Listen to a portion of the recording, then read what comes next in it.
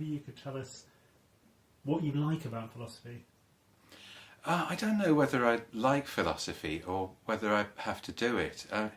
It's more like a kind of craving that I can't get away from.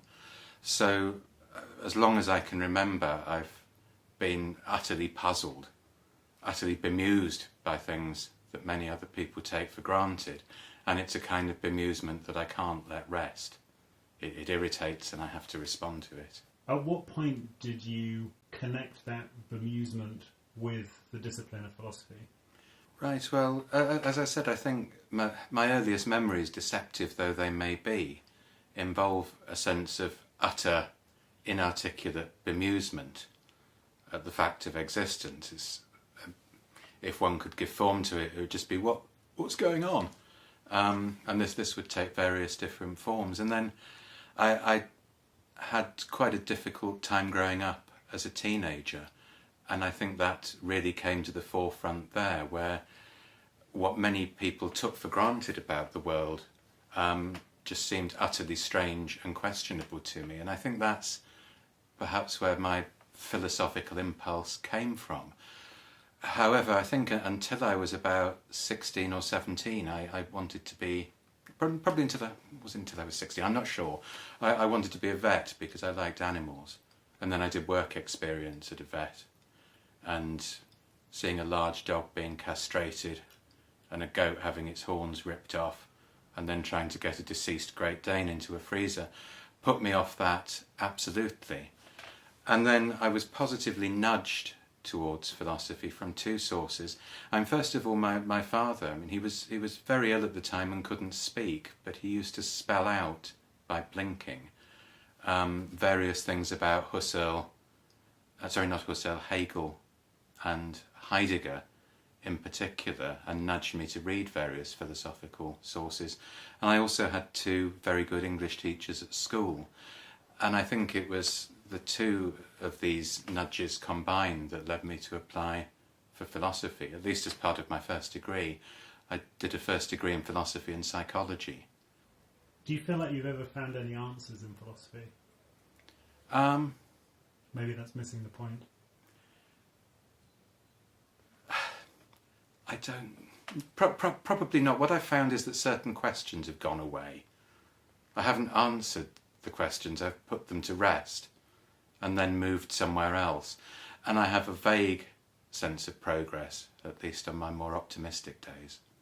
Maybe you could give me a brief overview of what you're going to be talking about this evening. Yes, certainly. The paper I'm giving tonight is called Emotional Intentionality, and it's a fusion of two strands of work. I've been thinking about emotion regulation, and I've also been thinking about grief. And it was when I started looking at the topic of grief that I thought people may have missed something important about the structure of emotional experience, and more specifically emotional intentionality, emotional directedness. So when one is experiencing profound grief over the death of a person, you might say that the concrete object of that grief is the person, the death of the person, the loss of a relationship, and you might talk about the formal object as well. But all of this seems rather localised, and in fact, when you talk to anyone about their experiences of profound grief, or in particular when you read autobiographical accounts of grief, what you find is people consistently describing a disturbance of their whole world. Everything seems strange, everything seems different. So what you have is not just a directedness at something in particular, but what I call a two-sidedness to emotional intentionality. The recognition of the death of the person is both specifically focused and also all-enveloping, and that's because a particular person can be not just a thing in your world, but also a condition for your world. And what I'm trying to do today is generalise from this and look at emotional intentionality more generally, in particular the dynamic aspect of it, and suggest that many of those experiences we call emotions have this dual structure.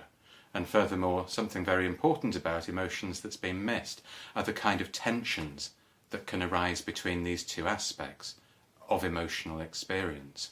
Susan James was talking to us about our emotional responses to fiction, and I was wondering if you had something to say about our emotions which are directed to people that we know don't exist. I didn't know what to say about that for a while, and I think I know what to say about it now. But I hesitate to spell it out at length. One of the things I'm looking at is the nature of emotional depth, the way in which an event of emotional import ripples through a life. And I wonder whether what's going on in the case of emotional responses towards fiction isn't a fictional emotion or a different kind of emotion, but rather what you're doing is engaging with a story world or investing in a story world that is quarantined from the rest of the structure of your life. So perhaps there's no difference in kind. The difference is that this investment doesn't connect with the rest of one's life. And I would suspect that if you have a life that is sufficiently disorganised, and if you engage with a certain kind of fiction and invest in it, perhaps the boundaries will begin to blur. But that's very tentative, and it's something I've only just started to work on.